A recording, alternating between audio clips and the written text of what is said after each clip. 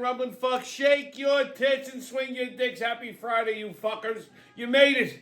And your reward is another anus singing episode of your favorite internet sensation with Libation, a Friday wrap-up. Before we get today's show kicked off, I want to tip my hat to tonight's Libation. I am drinking just another one of my summer favorites, although it's a new flavor I discovered. Surfside lemonade, but it's a blueberry lemonade. This stuff is just fucking delightful. Not overly sweet, just got a nice little blueberry hit to it. Of course, you could add a little more vodka if you feel the need to. It's quite early in the evening, so I think I'm just going to keep it as sociable as I can. So, salud, to drink up and be somebody. Oh, that is so good, man. Jesus Christ, that is good. All right, what a fucking week. Well, I hope everybody had a delightful Father's Day, even if you're a jerk-off. So what happened this week? Kind of quiet this week. I was in Connecticut the other day for my annual Yard Goats game. That was pretty uneventful. I mean, like I said, they do it's a nice ballpark. You know, as far as minor league ballparks go, that's not really my thing. But I guess, in the summertime, you got a family, kids, you want to do something during the week, you take them to a ball game, you're not dropping a fucking mortgage payment. And they do a lot of shit for the kids, so that's nice. But the traffic, and I always say this about Connecticut, the fucking traffic is like next level fucking nuts. So Hartford is about, without traffic, I can make it, 2 hours. No problem. I mean, an hour and 45 minutes if I'm driving like fucking Mario Andretti. But I left here, and I know the traffic starts at like fucking 9:30 in the morning, right? So I left here about I had to be there by 6. I left here about 1:45. I didn't get there till about fucking like 5:30. I don't think anybody fucking works anymore. Like, I don't understand how there's fucking bumper-to-bumper traffic at 2:30 in the fucking afternoon. It makes no sense to me. COVID is over, okay? If all of these people are supposedly working from fucking home, what the fuck are they doing in their cars on the road polluting traffic? Just saying, okay? But that's it. And then coming home, bam, hour and 45 minutes, I was fucking home. I was in my driveway by like 10:30. I left there, I think about maybe, I don't know, a little after 8 o'clock. Boom. It just makes no sense. Oh, highlight of my week this week. I was out and about. I was at one of my usual haunts up here. And I ran into, hopefully, the future governor of New York State, Mr. Bruce Blakeman. So I go into KU and I'm just hanging out at the bar. And I'm bullshit with a couple of friends of mine who just happen to be ex-NYPD cops. And in walks Bruce Blakeman. Now, you get a lot of, it's a pretty eclectic crowd there. You get, both sides of the curtain, I guess you could say. Not politically. You get a lot of officials in there. You get police, you get, fire department, then you get the other half of that equation, if you know what I mean, So it's a neutral spot, but it's cool. Anyhow, so Blakeman comes in with his detail. Now he's got 2 bodyguards with him. They're, Nassau County PD, plainclothes division, the special detail. And he goes into the John, and they're hanging out by the door like 2, bodyguards. So they start talking to my friends, and, they said they used to be on the job. So, and Nassau County police were talking to them, and, as my friend goes, where were you stationed? He goes to South Bronx, the other one, Queens. And he looks at me and goes, how about you? I said, how about me what? Because I made a comment. I said, Blakeman is safe here, don't worry about it. He goes, how about you? I said, me? I said, I'm not a cop. He goes, you're not? I'm like, no. I says, I'm the opposite of that. I said, but that's all right. He's just as safe with me around too. So the guy goes, oh, I understand. He goes, but you have a retirement call sign on your arm. So, and I get this a lot. I didn't know. This is a date that's on my arm, 10/7. I'm not going to get into what it means. If you know, you know. If you don't, you don't. That's okay. It's my business, not yours. Anyhow, I didn't notice at the time, but apparently that's like a retirement call sign for cops, 10/7. I didn't know that. I get that a lot, especially in the summertime. People go, oh, you're on a job? Where were you? No. Like, no. and somebody and a cop told me, goes, that's a retirement sign. I said, I didn't know that. He goes, with the crest, it looks like you got a shield with. No. I was never on the job. I was never a cop. Never had the desire to be a cop. Not that there's anything wrong with it. It's just, I know me. There's a lot of reasons why I would not be. There's a lot of reasons why I wouldn't want to be a cop. I know I'd make a lousy cop. If you make me run, I'm going to shoot you in the ass. I'll be fucking forever filling out paperwork. I'd be on and off the job inside of 15 minutes. Some fucking asshole would annoy the shit out of me. I'd split his head open. Anyhow, They Can't Get Right. So, last Friday was Juneteenth. We all know that. So to celebrate, a mob of teens walked into a Los Angeles McDonald's on Juneteenth and completely took the fucking place apart. Because apparently that's what you do on Juneteenth. Take a look.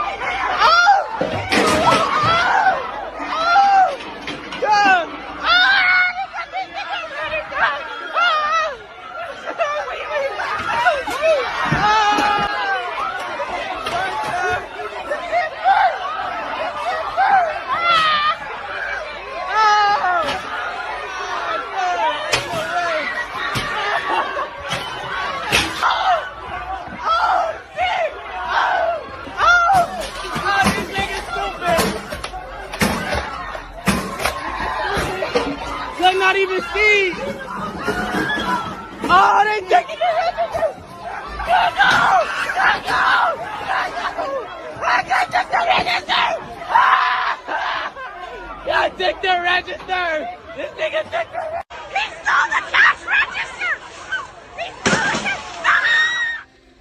it. It literally looks like a scene from Attack of the Planet of the Apes. Like when all the fucking apes converged on the compound that had all the humans in it, and they started ripping shit apart. And I mean, if you watch the movie side by side with that clip, it's pretty hard to differentiate which is which. Okay, I've also seen a similar scenario on like the National Geographic.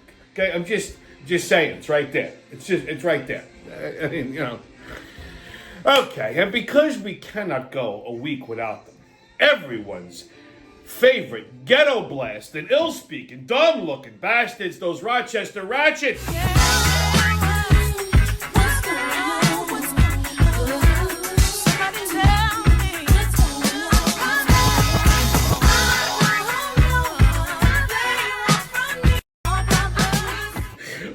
Awful. Just awful. I mean, first of all, girls, if you're watching, listen, you should never, ever, under any circumstances, wear light gray or any other light color when you're twerking, because you may begin to stain yourself.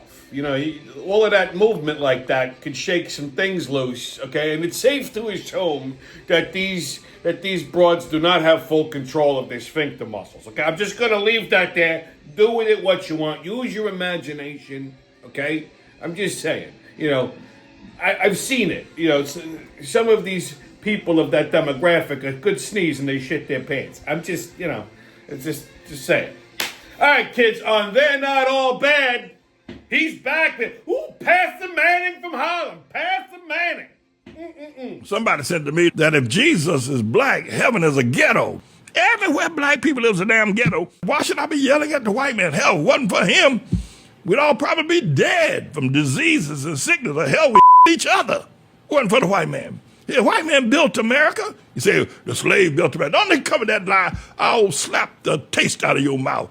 You ain't built nothing. Half the time what you did build as a slave, the white man had to whoop your ass with a whoop to get you to do that little bit of work that you did do. Had to whoop your ass to get it done. Talking about we built them. You ain't built a damn thing. Don't own a damn thing. None of it. You had Harlem, you threw that away.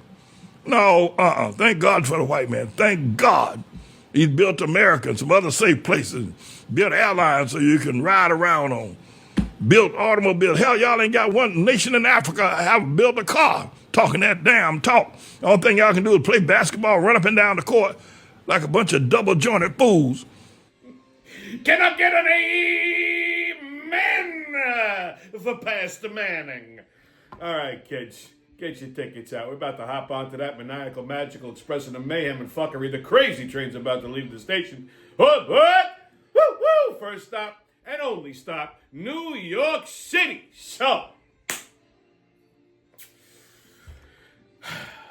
a DEI exec at J.P. Morgan Chase was let go for dumping trash on a New York City street. Apparently, she was trying to steal a Knicks parade trash can. You know, for the Knicks winning the NBA championship, when they were in the finals, they painted, all the garbage pails, I guess, outside of Madison Square Garden, all along that block there, blue and orange. And they painted the subway banisters and everything. Well, anyway, this woman, Angie Baez, during the parade, because she decided to empty one of these limited edition bins onto the sidewalk and walked off during the championship parade carrying the garbage pail.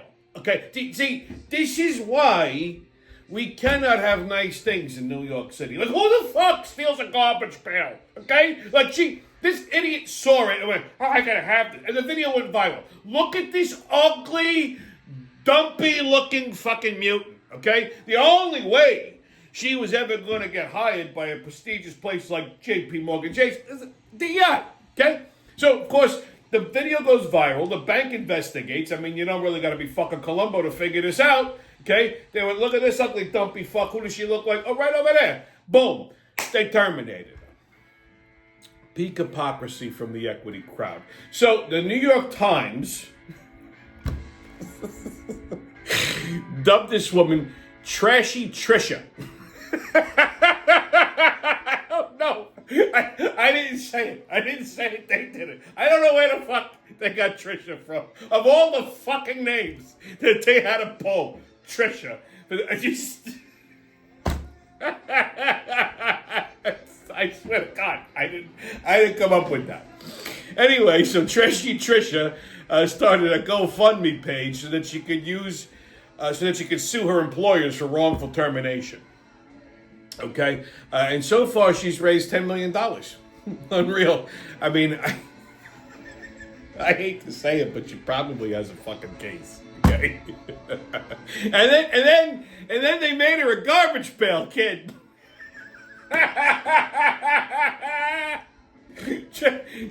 If you remember Garbage Pail Kids, okay, this was like, when we were kids, this was like a thing. It's a Trashy Trisha. I mean, listen, I'm just putting this out there, anyone named Trisha better pray to God that this fucking nickname does not go viral, okay?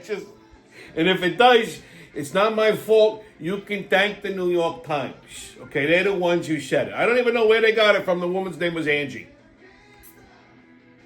Okay? I guess Trashy Angie doesn't sound as good. All right, kids, tonight's musical guest is Cafe Cosmos. My body's not the same since you came around. My body's not the same since you came around. My body's not the same since you came around. My body's not the same since you came round. You said you wanted action. I said I wanted to live. You told me to bring my A game. You gave all that you could give. I pulled out all the stops. You were trying your luck. I brought romance to your door. You just came here to fuck. My body's not the same since you came round. My body's not the same since you came round. My body's not the same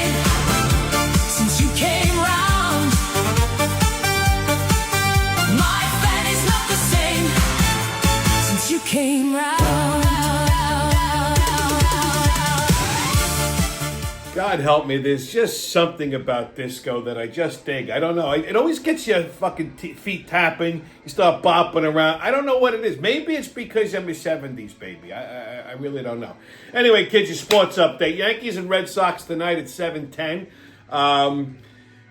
Phillies and Mets tonight at 7:10 as well.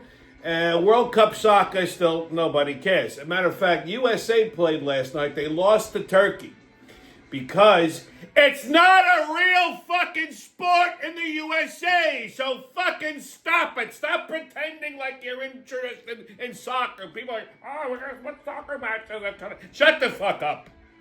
Okay? Anyone asked me, last night somebody asked me, hey, you watch the matches? No. Why? Because it's not a real sport here in America. In Europe, if I was a European, okay, fine. If I was in Islamabad or Turkey or Uzbekistan or wherever the fuck, fine. But here we have real sports. We have baseball, we have football, we have basketball, we have hockey. We don't need this garbage here, like a little kick, a little kick. And then, if you're French, you kick a goal, you cry for 45 fucking minutes. Get the fuck out of here with this shit. All right, kids, on Tommy's Pub and Grub Review. Well, the Giglio Festival is back in Franklin Square for the first time in, fucking 20, 25 years, maybe even longer than that. It's at St. Catherine's, so, stop in, get some sausage and peppers, some japoli, all right? And enjoy yourself a little bit. Why not, okay? On Magnificent Midgets. Midgets on a motorcycle.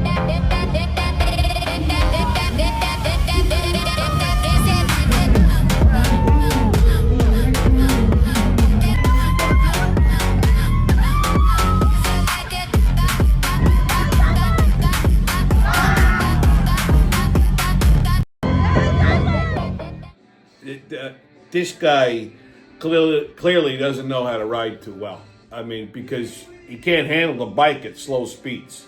Okay? I mean, there was no reason that girl couldn't have grabbed the hot dog with her little midget face. He was so excited that this little 3-foot broad was pressing her chubby little midget body against him, or the guy just does not know how to handle a fucking big bike at slow speeds. I mean, you gotta find a happy medium between the clutch and the throttle, and just keep it steady and just keep it smooth. That's a big bike. She'll balance herself, and through it you go. She grabs the hot dog with her face, and everybody's happy. First and second of all, very important. You never. This is a safety thing, okay? So pay attention. You never, ever, ever put a midget on a motorcycle, okay? I mean, well, I shouldn't say that. You never, if you're going to put a midget on a motorcycle, you never, ever just put them on the back seat. They either ride up front, like Grogu, in The Mandalorian, like you sit them between your legs, or like you get like a little shoulder harness and you put them in, or you strap them to the luggage rack or the sissy bar if you have one. Otherwise, they will fly off. Now, they're not going to die if they fly off the back of the bike. They're going to bounce off the pavement or something. They're very dense. They'll be fine. Little road rash, but still, who wants to have to stop and you got to go pick them up? Safety first, kids, okay? I mean, otherwise, you can always try shoving them in the saddlebag, if they're not too plump. But they all have those chubby little butts, so it's kind of hard to squeeze them in there. So, get a bungee cord, ratchet cable, something, luggage rack, sissy bar, you'll be fine. And now, for all you midget fans, this. Spectacular, isn't it? All right, kids, your PSA. So, this is like a two-pronged thing, all right? I don't know. Lately, everywhere I go, it's like all these women have mutant feet. They're just they're sideways. They're they're sticking out. They're grabbing the front of the shoe like a talon. What the fuck? If you have fucked up ass, ugly fucking feet, cover those motherfuckers up. Why? Why must you show them off to people and horrify them? Why? At the beach, they're digging through the sand like a fucked up ass sand crab. You shouldn't. This should be a law. You should not be allowed outside of your house. Okay? I don't know why I have to keep saying this every fucking year. I saw a woman wearing flip-flops. Her toes were completely sideways. They were grabbing the little thing in the flip-flop like this. It looked like a fucking fist. I'm like, and they were polished. So she had the nerve to take this deformed thalidomide foot to a fucking, these poor fucking Korean broads and go, here, paint that. How? How do you gotta unfold it? Do you flatten it out? Like, you gotta put a brick on it? Like, how the fuck are they? I mean, they have to be, these poor chinks gotta be vomiting in their fucking mask. I don't understand.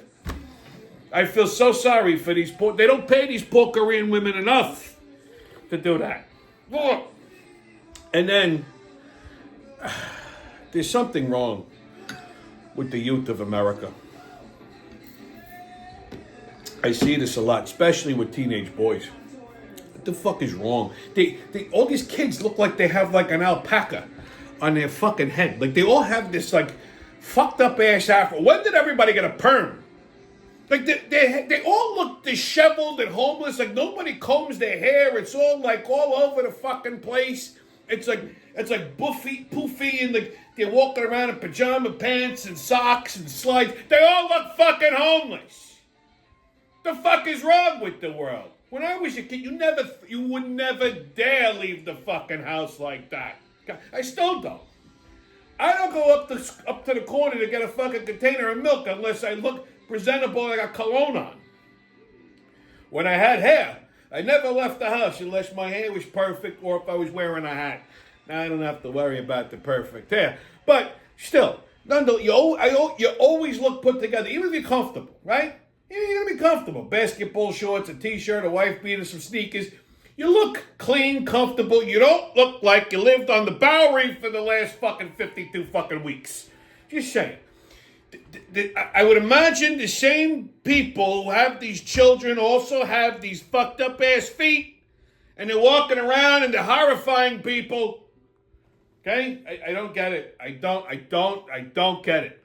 You need to parent your children a little bit better. Get them a comb. Tell them to stop it with the socks and the slides. If they're wearing Crocs, you take them to an institution where they can be fixed and corrected. And if you have horrifying fucking feet, put a sock and a shoe on that motherfucker and stop giving people fucking nightmares. Jesus Christ. Anyway, stay COVIDless, kids. No mask, don't ask haters, and kiss my ass. And remember, who loves you, babe? That's been your Friday wrap-up, and I'll see you when I see you.